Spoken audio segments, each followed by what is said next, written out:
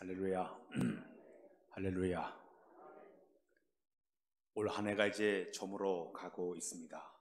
마치 서산에 해가 걸려 있는 것처럼 이제 한 해가 한 달 남짓 이렇게 남아 있습니다.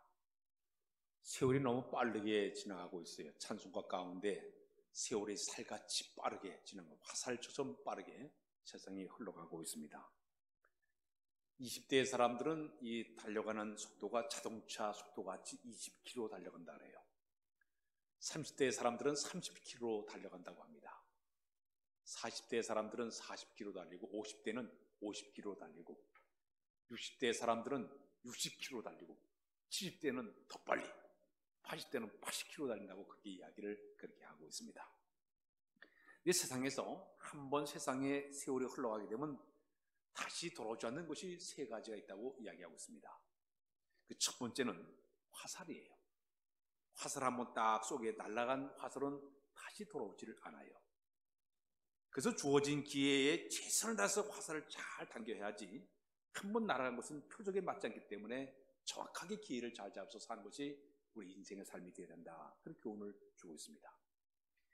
두 번째, 우리 사람이 살아가면서 되돌아오지 않는 게 있습니다. 우리가 입에서 한번 튀어나간 말은, 뱉은 말은 다시 주워 담을 길이 없습니다. 이해인이라는 사람이 쓴 그 시 가운데 마을을 위한 기도라는 시가 있습니다. 그 시의 내용에 보게 되면 한번 뱉은 말은 다시 주워 담을 수가 없게 되는데, 말을 위한 기도 가운데 내가 이 세상에 태어나서 수없이 뿌려놓은 말의 씨들이 어디서 어떻게 맺었는가 조용히 헤아려 볼 때가 있다. 더러운 허공에 사라지고 다른 이의 가슴 속에 좋은 열매를 맺고 온전 열매를 맺고 살아가고 있다. 무심코 뿌린 말의 씨라도 어딘가 그 뿌리를 내리고 있다고 생각하니 왠지 두려움의 마음을 갖게 된다 그랬어요. 우리가 좋은 말을 심어놓으면 괜찮은데 나쁜 말, 상처 주는 말을 심게 되면 이것 때문에 많은 사람들이 상처를 받기 때문에 말 한마디 한마디가 대단히 중요하다. 그런 그 시의 내용을 쓴 적이 있습니다. 입에서 한번 뱉은 말은 다시 주워 담기 힘든 것이 우리 생활 속에 들어가 있습니다. 세 번째는 시간은 한 번 지나가면 다시 돌아오질 않아요. 강물이 흘러가게 되면 한 번 지나고 끝나는 것처럼 우리가 시간이 계속적으로 흘러내려가가지고 한 번 지나고 다시 과거로 돌아가지 못하는 것이 시간의 모습이라고 볼 수가 있습니다. 화가가 그림을 그리다가 잘못 그리게 되면 다시 지워내고 그림을 다시 그릴 수가 있습니다. 길 가는 사람들이 길을 잘못 들어서게 되면 다시 돌아가지고 되돌아갈 수도 있습니다.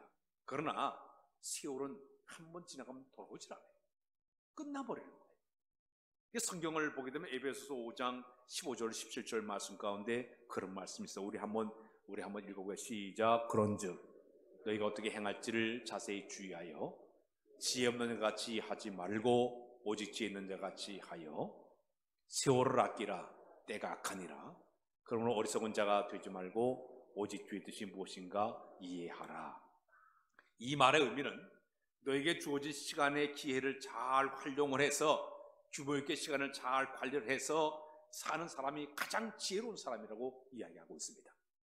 우리의 이 한 해 동안 주어진 시간 가운데 남은 시간을 내가 잘 활용해서 지혜롭게 살아가는 우리의 삶의 모습이 되어야 될 줄로 믿습니다. 유명한 그 톨스토이라는 그 작가가 책을 내놓았는데 세 가지 질문이라는 이런 책의 내용을 내놓은 적이 있습니다. 근데 그것을 보게 되면 우리가 인생을 살아가면서 자기 자신에게 세 가지의 질문을 답을 할 줄 알아야 된다. 첫 번째는 인생에서 가장 중요한 때는 언제냐? 인생의 가장 중요한 때는 바로 지금 이 순간이 가장 중요한 때라고 얘기했습니다. 옛날 과거에 아무리 잘했다고 아무리 얘기한들 소용이 없던 얘기예요. 지금 시간이 어떻게 보내고 있냐가 대단히 중요하다는 얘기예요. 신앙생활 사람들이 옛날에 내가 이렇게 신앙생활 했던 옛날을만 자랑하고 현재는 엉망으로 사는 사람들이 굉장히 많아요. 하나님의 시간은 성경 당장 지금 곧이에요. 현재의 내 신앙이 어디 있는 것을 바라보는 사람이 가장 세상 살아가면서 중요한 시간을 보낸 사람이라고 이야기하고 있습니다. 두 번째는 인생에서 가장 중요한 사람은 어떤 사람이냐? 지금 너와 함께 있는 사람이 가장 중요한 사람이다. 너와 함께 살던 남편과 아내와 자녀가 가장 중요한 사람인 것을 내가 아는 것이 인생을 깨닫는 사람의 두 번째 모습이라고 얘기했습니다. 세 번째는 어떤 질문이 있는가 하면 인생에서 가장 중요한 일은 무엇이냐 물어봤습니다. 인생에서 가장 중요한 일은 지금 내 곁에 있는 사람에게 좋은 일을 하는 것이 가장 중요한 일이라 그러겠습니다. 오늘 우리가 하루하루 살아가면서 내 인생의 가운데 가장 중요한 일이 무엇인가를 잘 깨달아서 내 주변의 삶과 아름답게 살아가는 우리의 모습이 되어야 될 줄로 믿습니다. 우리나라 속담 가운데 그런 말이 있습니다. 호랑이는 죽게 되면 가죽을 남기지만 우리 사람들은 세상을 떠나게 되면 그의 이름이 남긴다는 그런 말이 있습니다. 세계적으로 유명한 사람들을 가만히 보게 되면 그들은 세상을 떠났지만 그들의 말은 지금 살아있는 게 굉장히 많아요. 소크라테스라는 사람이 너 자신을 알라 그런 말을 남겼어요. 근데 우리나라의 유명한 나훈아가 얼마 전에 테스 형이라는 그 노래를 만들었어요. 그 테스 형이 뭐냐? 소크라테스를 갖다가 테스 형이라고 부르면서 너 자신을 알라 그래가지고 노래를 이렇게 부른 그런 모습을 봤습니다. 그는 세상을 떠났지만은 그의 말은 지금까지 후대 사람들에게 알려지고 있습니다. 벤자민 프랭클이라는 사람은 시간은 금이다 그 말을 했어요. 지금도 시간이 금이라는 것을 사람들에게 계속적으로 의미를 주는 그런 말을 그가 남겼습니다. 키케로 게오라는 철학자는 절망은 죽음에 이르는 병이라 그런 말을 했어요. 절망 가운데 빠진 것이 죽음으로 나가는 길이라는 것을 그분이 얘기해요. 그것이 지금도 끊임없이 사람들에게 흐지하는 그런 말이라고 볼 수가 있습니다.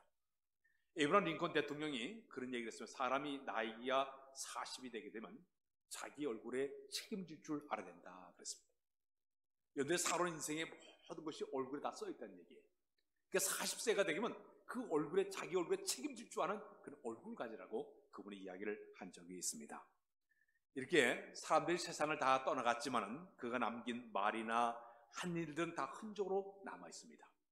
세계적으로 볼 때 역사의 흔적을 잘 남기고 보존을 해서 후손들에게 잘 전달한 민족을 꼽으라 그러면 어떤 사람들인가 하면 이스라엘 민족이에요. 예루살렘에 가게 되면 야드 바셈이라는 유명한 학살 기념관을 방문할 수가 있습니다. 제가 그곳에 한번 방문한 적이 있는데 그 야드란 말은 기억하라, 바셈은 잊지 말아라, 치욕의 그날을 잊지 말라는 그런 박물관이에요. 이 박물관은 제2차 세계대전 당시에 인종청소 별명 아래 독일 히틀러가 유대인들 600만 명을 학살하게 되었습니다. 이 끔찍한 사건을 기억하기 위해서 박물관을 만들어놨어요. 그 박물관을 가게 되면 그 당시의 모든 사진이라든지 그 당시의 영상, 기록물 10개의 그 전시실에다가 빽빽하게 거기다 다 이렇게 전시를 해 놓았습니다. 그 방에 들어가게 되면 그 당시에 222만 8천 명의 사람들의 이름이 빽빽하게 거기다 다 이렇게 거기다 적어놨어요. 큼큼한 그 홀 안에 이래 반딧불이 비친 것을 별빛을 쫙 만들어 놓고 이제 들어가게 되면 죽은 아이들의 이름이 계속 올린다. 오늘날 얘기하면 요한, 베드로, 바울 그러면서 그 사람들의 이름을 아이들의 이름을 계속 들어가게 되면 숙연한 마음을 갖게 되는 것이 박물관이에요.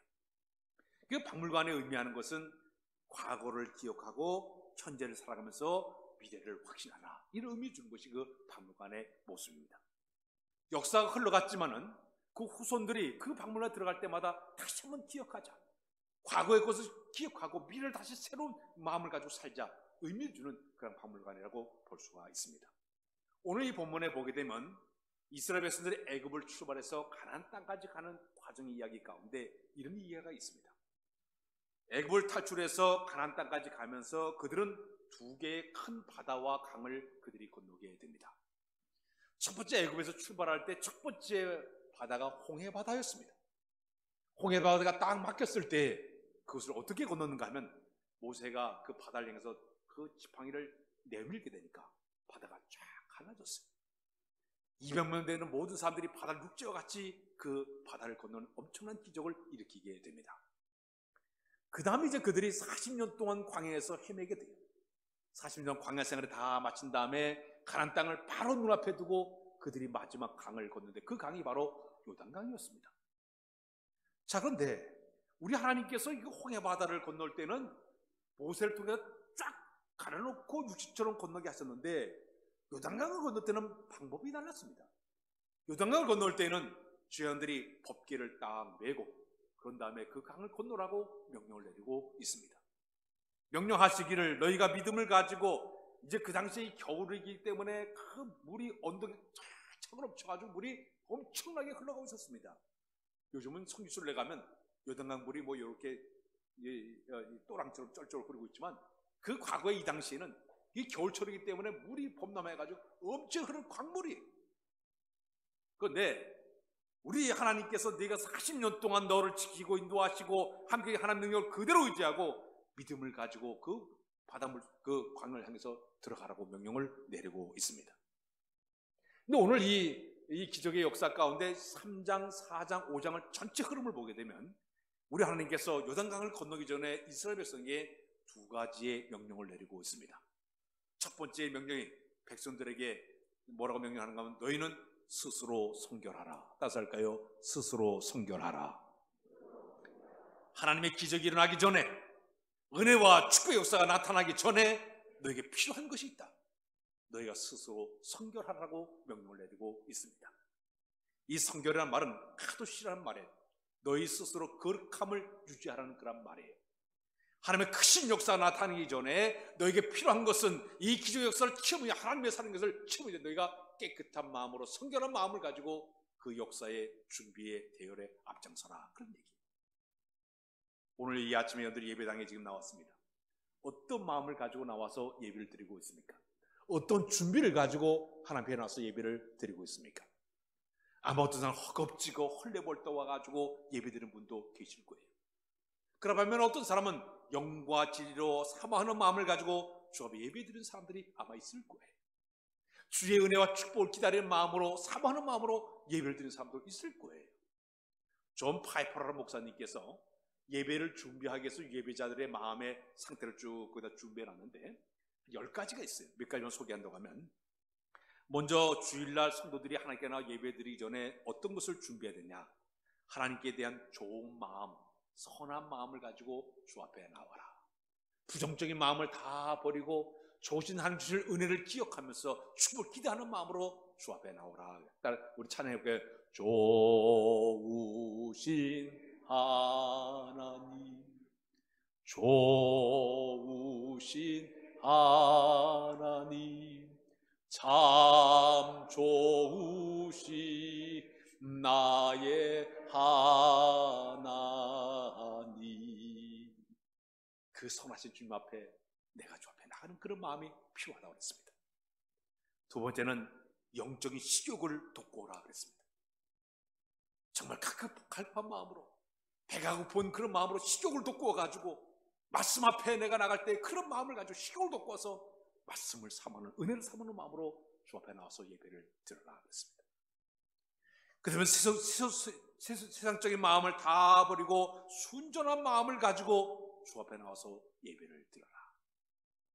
그 다음에는 하나님의 말씀을 그대로 신뢰하고 약속의 말씀을 그대로 딱 붙잡고 주 앞에 나오라 했습니다. 그리고 토요일 저녁에는 충분한 휴식을 취하고 예배당의 최상의 컨셉을 가지고 예배에 참여하라 그랬습니다. 어제 오늘 토요일을 보내면서 어떻게 보냈습니까? 내일이 주일이에요. 주일을 준비하기 전에 어떤 마음을 가지고 준비하고 있습니까?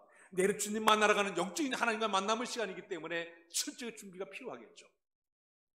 일찍 자고 일찍 일어나서 깨끗하게 옷을 쫙 걸어놨다가 옷을 쫙 갈아입고, 그리고 모든 매무새를 하고 주님 앞에 내가 겸손히 영적인 하나님과 만남을 갖기 위해서 나가는 사람, 이 준비된 사람일 거예요. 권투 선수가 권투 경기장 올라가기 전에 철저하게 자기를 준비하지 않습니까?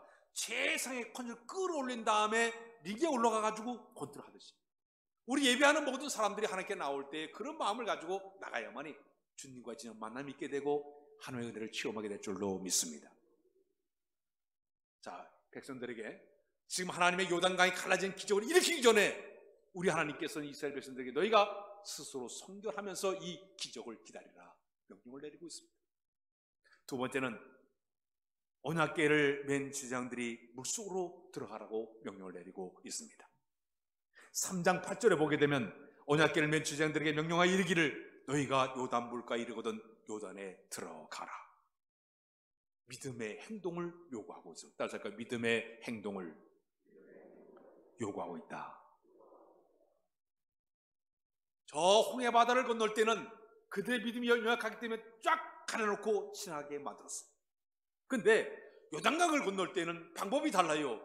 너희가 40년 동안 키웠던 믿음을 한번 행동을 통해서 보이라는 얘기예요. 제자들이 법궤를 젊으면 제자들이 법궤를 메고 물이 막 흐르고 있는데도 불구하고 믿음을 가지고 들어가는 얘기예요. 물은 갈라지지 않았어요.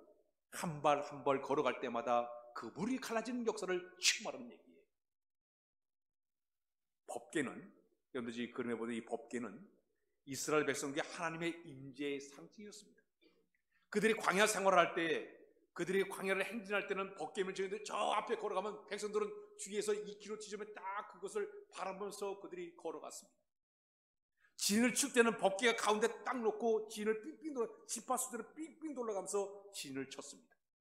그 이유는 법궤가 앞장서 쭉 걸어갈 때는 여호와 하나님께서 우리보다 앞장서 가신다, 그런 의미를 가지고 법궤를 앞세우고 걸어갔습니다. 진을 치던 여호와 하나님께서 우리 가운데 거하시고 계신다, 그런 마음을 가지고 그들이 진을 치고 그들이 살았습니다. 심지어 전쟁을 할 때도 법궤를 두고 나가서 전쟁해서 승리의 역사를 만들었습니다. 이 법궤는 하나님의 임재의 상징이었습니다. 근데 하나님께서 지금 요구하기를, 너희가 믿음을 가지고 이 법궤를 맨 청년들이 법궤를 가지고 들어가는 얘기예요. 물을 흐르고 있는데 뭐를 가지고? 믿음을 가지고 들어가는 얘기예요. 사랑하는 여러분, 우리가 믿음을 가지고 사는 사람들에게 중요한 신앙의 자세는 믿음의 행동의 표현은 세 가지가 있습니다. 그 사람의 믿음의 상태를 무엇을 가지고 판단하냐? 말을 들어보면 압니다. 그 하는 말씀을 들어보면 말을 할 때 어떤 믿음의 말을 하고 얼마나 긍정적인 말을 하고 적적인 말을 하냐에 따라 가지고 아하, 이 사람 믿음이 없다를 판단할 수가 있습니다. 두 번째는 그의 행동을 통해서 알 수가 있습니다. 믿음이 있게 되면 그 행동이 적극적인 행동이요, 긍정적인 행동이요, 믿음의 발걸음을 가지고 걸어갈 수가 있습니다.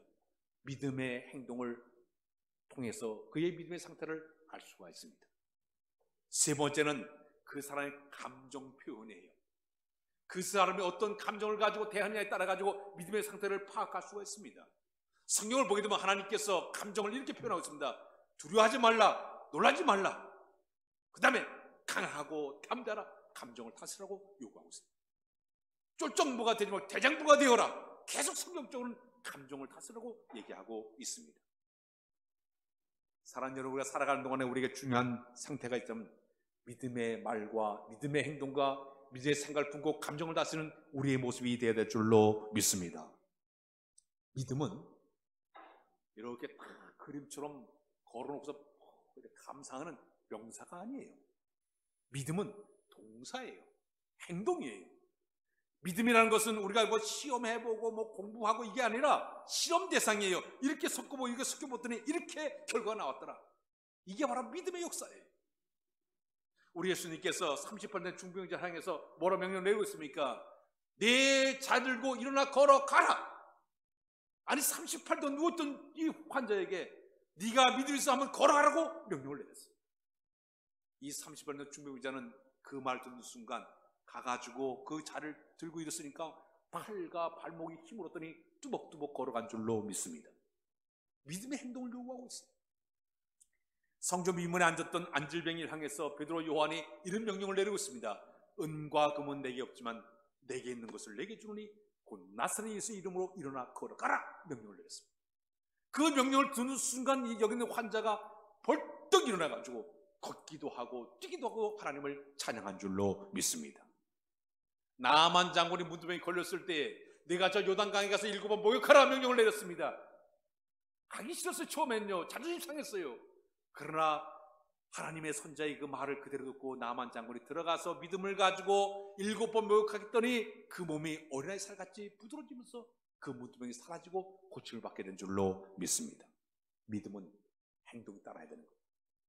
그래 하나님의 기적을 체험하게 될 줄로 믿습니다. 자, 근데 하나님께서 이스라엘 백성의 명령을 내려가지고 마침내 그들이 요단강을 다 건너게 됩니다. 이제 하나님의 은혜로 그 요단강을 건넌 다음에 건너는데 하나님께서 이스라엘 백성에게 또 명령을 내리고 있습니다. 그 명령이 뭐냐면 각 집에 택한 12사람에게 지금 요단강에 건너가는 제사장들이 요단강의 가운데 딱 딱 서 있을 때 너희가 가서 12개의 돌을 취하라 그랬어요. 물속에서 돌을 꺼내라 그랬어요. 꺼내가지고 그걸 가지고 바깥에 그 돌을 가지고 나오라고 명령을 내리고 있습니다. 4장 3절에 보게 되면 요단 가운데 제사장들의 발밑에 있는 그곳에 있는 돌을 택하여 그것을 가져다가 오늘 너희가 유숙하는 그곳에 갖다 두어라. 그 백성들이 요단강을 건너가다가 제사장들이 요단강 가운데 딱 쓰게 되니까 들어가서 물속에 있는 돌을 12개의 돌을 가지고 그들이 나오기를 시작을 했습니다. 그림이 준비되어 있는데 그림이 지금 안 띄워지고 있는데 명령을 해서 이 돌을 가져와라. 돌 무더기를 쌓아놓으라 그랬어요. 돌 무더기를 쌓은 다음에 12개의 돌을 쫙 거기다가 세워 놓았습니다. 이 12개의 돌은 그 당시 하나님의 기적의 역사를 한다 하나의 기념의 돌로 세워 놓았습니다. 지금 이렇게 그림으로 그렸지만 사진 하나가 제일 마지막 사진 하나 띄워줬어요. 12개의 돌 그리는 그 사진을 보면 돌 무더기 쭉 쌓아놨는데 마지막 그림부터 보세요. 이 돌입니다. 지금도 가게 되면 거기에 이 돌이 세워져 있습니다. 이 돌을 세우는 이유가 뭐냐면 너희 자손들이 훗날에 이 돌이 뭐를 상징합니까? 묻게 되면 너희 후손들에게 이 돌은 하나님께서 요단강을 건너게 하신 그 기념의 돌로 여기 세우는 곳이다. 하나님께서 기적과 같이 요단강을 건너게 마셨다. 이것을 후손들에게 가르치기 위해서 이 돌을 세워놨다고 얘기하고 있습니다. 이 돌이 의미하는 것은 의미가 하나 있으면 하나는 뭐냐? 구원의 대역사를 갖다가 기념하는 돌로 세워 놓았습니다.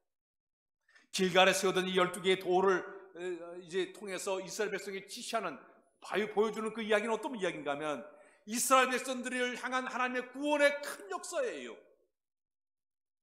애굽 땅에서 구원하시고 호계바다에서 구원하시고 40년간 사람의 행세를 들끓는 광야에서도 그걸 구원해 주시고 뜨거운 태양이 내릴 때마다 그들의 구름 기둥으로 밤에는 불 기둥으로 날마다 만나를 내려서 그들이 먹게 만드시고 반석물 쏟아 나와서 물을 추게 만드시고 이 모든 역사를 돌을 바라볼 때마다 기억하는 의미를 가지고 돌을 세우게 되었습니다. 오늘 사랑하는 성도 여러분, 우리 하나님께서 우리 성도들에게 주신 놀라운 은혜의 선물이 하나가 있습니다. 하나님 우리에게 에베소서 2장 8절 9절에 보게 되면 우리 성경 말씀에 그런 말씀 우리 한번 읽어보겠습니다. 에베소서 2장 8절로 9절에 있는 말씀 시작. 너희는 그 은혜로 인하여 믿음으로 말미암아 구원을 받았으니 이것은 너에게서 난 것이 아니요 하나님의 선물이라. 오늘 행해서 난 것이 아니니 이는 누구든지 자랑하지 못하게 하려 함이라. 오늘 예수 믿는 우리에게 하나님 주신 놀라운 선물이 있습니다. 이스라엘에서 돌을 통해서 이런 상징으로 보였지만 우리 안에는 예수 그리스도가 이 안에 있는 것이 흔적인 줄로 믿습니다. 그 예수님 때문에 우리가 구원받아 하나님의 자녀가 된 줄로 믿습니다. 내 안에 계신 그 그리스도 때문에 나는 구원의 백성이 되었기 때문에 이 사실을 믿고 늘 감사하며 살아가는 우리의 모습이 되어야 될 줄로 믿습니다. 사무엘상 7장에 보게 되면 어떤 이야기가 나오는가? 이스라엘 백성들이 어느 날 저 블레셋 군대가 갑자기 쳐들어왔습니다. 갑자기 있는 공격 앞에 이스라엘 백성들이 당황하기 시작을 했습니다. 그때 사무엘 선지자가 백성들을 다 미스바에 모이게 만들었습니다. 그런데 백성들에게 금식을 선포하면서 우리가 통회하며 자복하며 하나님께 기도하자고 했습니다. 온 백성들이 하나님 앞에 기도하면서 하나님이여 우리의 죄를 용서해 주시고 이 민족을 구원해 달라고 그들이 간절히 기도하기를 시작했습니다. 그때 하나님께서 초자연적인 방법으로 내성과 병력을 막 번개가 일으키고 막 울컥하게 하더니 블레셋 군대를 전부 흩어버렸어요. 마침내 그 전쟁에서 승리를 하게 됩니다. 승리를 거둔 다음에 이 사무엘 선지자가 미스바와 센 사이에 돌을 갖다가 세워놨습니다. 그 돌을 세워놓고 그 돌의 이름이 에베네셀, 도움의 돌. 하나님께 우리를 도와줬기 때문에 우리가 이 전쟁에 승리하게 되었다. 그들이 고백하게 되었습니다. 6.25 사변이 났을 때 우리나라가 순식간에 밀려가지고 저 낙동강까지 밀려갔습니다. 부산만 남았어요. 이제 부산만 낙동강이 이제 거기 낙동강 전쟁 지게 되면 부산이 완전 정복되게 되면 6.25 사변으로 공산주의가 이 나라 공산화되는 이런 위기에 빠지고 말았습니다. 그때 부산에 그 초량교회라는 교회가 있습니다. 그 교회에 이승만 대통령과 목사님 장로들이 전부 모여들었습니다. 지금 이 부산만 이제 정복되면 이 나라가 완전히 이제 북한에게 다 뺏기는 상태인데, 그들이 모여가지고 3일 동안 금식기도 하기 시작해요. 하나님, 이 나라가 이제 망하게 됐고 이 전쟁 피할 수밖에 없는데 이 나라를 구해달라고 금식하며 그들이 막 부르짖어 그들이 기도하기 시작했습니다. 근데 어떤 기적이 나는가 하면, 기도의 응답을 통해서 안개 때문에 그동안 뜨지 못했던 오키나와에 있던 미 공군 전투기가 안개가 싹 커지면서 이제 공격하기를 시작했습니다. 낙동강 전투에 이 전투기가 들어오기 시작하니까 서서히 전쟁이 이제 이 전쟁 승기를 잡게 되었습니다. 또 이 백성들이 열심히 기도하니까 저 유엔 안전보장이사에서 회의를 하게 됐습니다. 지금 이 한국이 전쟁 통해 이 나라가 망하게 됐는데 우리 가서 도와줍시다 의결을 하려고 하니까 소련이 구소련이 반대하는 거예요. 마지막 최고의 투표를 하려고 하는데, 그때 하필이면 거기 와야 될 그 이사국에 와야 될 와야 될 소련의 대표자가 차가 고장이 나가지고 참석하지 못했어요. 그 나머지 있는 사람들이 투표해가지고 결정돼가지고 16개국이 우리나라 와가지고 이 나라를 구해주는 역사가 일어났습니다. 그 배회는 초랑교회에서 모여서 기도했던 기도를 들으신 하나님께서 이 나라를 살려준 줄로 믿습니다. 이게 바로 도움의 역사예요. 이게 하나님의 크신 역사의 하나의 모습이라고 볼 수가 있습니다. 바로 이스라엘 백성들이 12개의 도를 꺼내다가 길가를 딱 세우는 이유로 하나님께서 우리를 도와줬습니다. 하나님께서 우리 민족을 살려줬습니다. 우리를 저 요단강 건너에 기적을 일으켜줬다고 그들이 고백하는 마음으로 그들이 기념비를 세우게 되었다는 이야기입니다. 미국의 펜실베니아주에 가게 되면 거기 이제 그 신앙의 자유를 찾아왔던 청교들이 그들이 와가지고 벼농사를 지었는데 황금 들판을 이뤄가지고 이제 며칠만 있으면은 그 이제 수확을 거둬들이게 되었습니다. 근데 오늘 갑자기 나가서 보니까 메뚜기떼가 어디서 날라왔는지 메뚜기떼가 그 농사 다 지은 그곳에 와가지고 막 그 모든 농작물을 막 먹기를 시작했어요. 밭을 샅샅이 막 이제 파먹어 들어 시작하니까 이 모든 동민들이 다 쫓아나와가지고 손으로 때리고 뭐 막대기를 휘둘러도 도저히 메뚜기를 이길 길이 없었어요. 그런데 갑자기 저쪽 예배당에서 땡그랑 종소리가 울리는 거예요. 주일날도 안 되게 막 종소리 울리니까 모든 사람들이 쫓아가서 예배당을 쫓아가 봤습니다. 한 사람이 얘기를, 여러분 우리 인간의 힘으로 도저히 메뚜기떼를 이길 수가 없습니다. 사실 하나님을 위해서 우리가 하나님께 기도합시다. 온 백성들이 거기 동문산에 모여가지고 손을 잡고 열심히, 하나님 이 나라가 우리 1년 동안 농사지은 모든 것이 지금 망하게 되었습니다. 구해달라고 기도하기를 시작했습니다. 그들의 기도가 끝난 놀라운 기적이 일어나긴데 갈매기떼가 날아왔어요. 갈매기떼가 날아오더니 순식간에 그 메뚜기를 막 잡아먹기 시작했어요. 순식간에 메뚜기떼를 다 잡아먹고 이 메뚜기 잡아먹은 갈매기떼 똥을 막 싸놨어요. 이것이 토양이 돼가지고 그 다음에 농사할 때 엄청난 수확을 풍년을 거두게 되었어요. 펜실베니아 쪽에 갈매기가 그 주의 상징물이 되었어요. 하나님께서 이래 도우심의 은혜를 베풀었다는 상징적인 그런 그 갈매기를 만들어가지고 사람들에게 제시하는 그런 일이 벌어지고 말았습니다. 이스라엘 민족은 매년마다 명절 때가 되면 세 절기를 보내게 됩니다. 첫 번째 6월절이 되게 되면 그들이 먹는 음식이 있어요. 우리나라 사람들은 뭐 설날에 떡국 먹지 않습니까? 근데 이스라엘 백성들은 6월절 일주일 동안은 누룩이 없는 빵을 씹어 먹습니다. 맛이 없죠. 이 무교병 이 떡을 먹는 이유가 뭐냐면, 출애굽이 있을 때 갑자기 그들이 급히 애굽을 탈출하다 보니까 반죽담을 그 발효가 되지 않은 걸 그냥 싸가지고 들고 나와가지고 그들이 그 떡을 먹었어요. 그때 하나님의 구원을 기억하게 해가지고 무교병 떡을 지금도 요즘에도 먹고 있어요. 무교절이 되면, 저 6월절이 되면. 그 다음에 그들은 쓴 나물을 먹게 됩니다. 우리나라의 그 꼬들빼기 같은 쓴 나물을 먹어요. 그 이유가 광야 생활 40년 동안에 그들이 쓴 나물 먹었던 걸 생각하면서, 쓴 나물 먹어 40년 동안 생활한 동안 하나님께서 우리 민족을 지켜줬다, 보여줬다, 이걸 기억하기 위해서 쓴 나물을 일주일 동안 먹게 됩니다. 그 다음에는 양고기를 그들이 일주일 동안 먹어요. 그 양고기는 어떤 의미를 읽으면 애굽의 10가지 재앙 가운데 마지막 재앙이 사람의 삶과 동물의 장자와 그 첫 새끼를 다 죽이는 엄청난 재앙이 일어나게 됩니다. 그때 이스라엘 백성들에게는 양을 잡아가지고 양의 피를 문설주와 임방에 다 묻혀두게 되면 죽음의 사자가 내려와서 전부 장자를 죽일 때 문설주에 그 피가 묻은 집을 다 뛰어서 넘어가게 만들어 주겠다. 그래서 그때 문설주에 순종하는 마음으로 피를 묻힌 집들은 다 뛰어넘어서 구원받게, 6월 뛰어넘었다, 패스오브 뛰어넘었다는 얘기예요. 그래서 이 명절을 지날 때마다 지금도 오늘 안에도 끊임없이 그 역사를 기억하고 4,000년 동안 끊임없이 무교육을 먹고 쓰담을 먹고 양고기를 먹으면서 하나님을 기억하는 저기를 그들은 지금도 지키고 있습니다. 특히 초막절이 되게 되면 그들은 추수를 다 마친 다음에 40일 동안 광야 생활을 기억하기 위해서 그 좋은 집에서 뛰쳐나와가지고 저 회당이나 마당에다가 텐트를 칩니다. 천막을 치고 나뭇가지를 꺾고다가 탁탁 걸어놓고 일주일 동안 천막에서 생활을 해요. 천막 생활하면서 계속 성경 말씀을 거기서 읽게 됩니다. 출애굽기의 말씀을 읽고 여호수아의 말씀을 읽어가면서 거기 있는 그 자녀들에게 봐라, 우리 민족이 40년 동안 이 천막 생활하는 동안에 우리 하나님은 우리 민족을 이렇게 지키셨다 말씀을 아이들에게 철저히 가르칩니다. 그러니까 그 아이들이 그 천막 생활하면서 철저하게 말씀을 기억하는 것이 그들의 하나의 방법이었습니다. 우리가 지난 주일날 우리 교회는 성찬식을 했어요. 성찬식 하는 의미가 뭐냐? 주님께서 나를 위해 찢기신 몸과 흘린 보혈의 피를 상징하면서 먹고 마시면서 주의 은혜를 감사합니다. 주의 은혜 감사합니다. 그런 마음을 가지고 우리가 떡과 포도즙을 나누지 않습니까? 사랑하는 여러분, 이제 우리가 이 한 해를 우리가 정리해 나가는 동안에 우리에게 필요한 게 있죠. 하나님은 우리를 여기까지 인도해 줄 줄로 믿습니다. 또 앞으로도 인도해 줄 줄로 믿습니다. 그 하나님을 기억하면서 내가 이 한 해를 마무리를 잘하고 새해를 준비해야 되겠다, 그런 마음이 우리에게 필요한 줄로 믿습니다. 어떤 그리스도인이 꿈을 꿨어요. 꿈에 우리 예수님과 함께 길을 산책을 하게 되었습니다.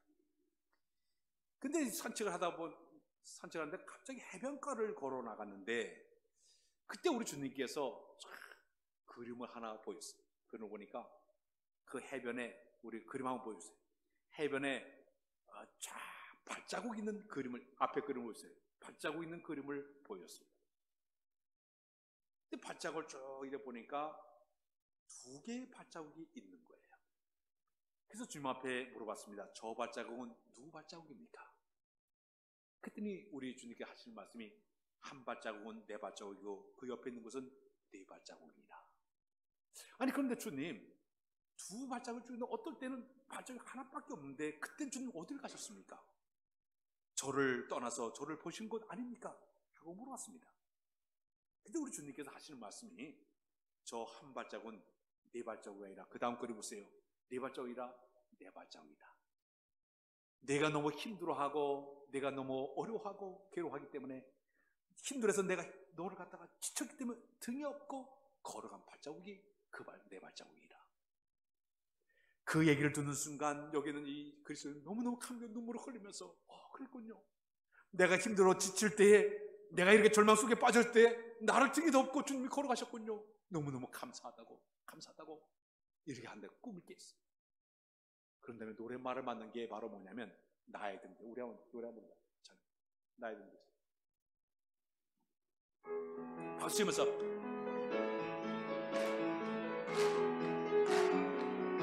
나의 등 뒤에서, 나의 등 뒤에서 나를 도우시는 주, 나의 인생 길에서 지치고 혼나여 매일처럼 주저앉고 싶을 때 나를 밀어주시네. 일어나 걸어라, 일어나 걸어라, 내가 새 힘을 주리니. 일어나 너 걸어라, 내 너를 도우리. 나의 등 뒤에서, 나의 등 뒤에서 나를 도우시. 평안히 길을 할 때, 평안히 길을 갈 때 보이지 않아도 지치고 꼴하여 넘어질 때면 다가와 손 내미시네. 일어나 걸어라, 일어나 걸어라, 내가 새 힘을 주리니. 일어나 너 걸어라, 나의 등 뒤에서 나의 등 뒤에서 나를 도우시 때때로 뒤돌아보며 때때로 뒤돌아보며 여전히 계신 주 잔잔한 미소로 바라보시며 나를 재촉하시네. 일어나 걸어라 일어나 걸어라 내가 새 힘을 주리니 일어나 너 걸어라 내 너를 도우리. 주님 우리 편에 계셔서 이제까지도 어보셨고 앞으로 우리 함께 하실 줄로 믿습니다. 그 주님과 함께 동행하는 연들 다 되시길 주님의 이름으로 부탁드립니다. 기도합니다. 하나님, 한 해가 정리되고 있습니다. 이제까지 힘들고 올 때마다 우리 함께 하시고 지키시고 인도하신 걸어가신 아버지 하나님, 이제 앞으로 나 모든 생애도 함께 하사 도우사 주님과 늘 동행하는 우리 모두가 되도록 은혜 베풀어 주옵소서. 예수 그리스도의 이름으로 기도하옵나이다. 아멘.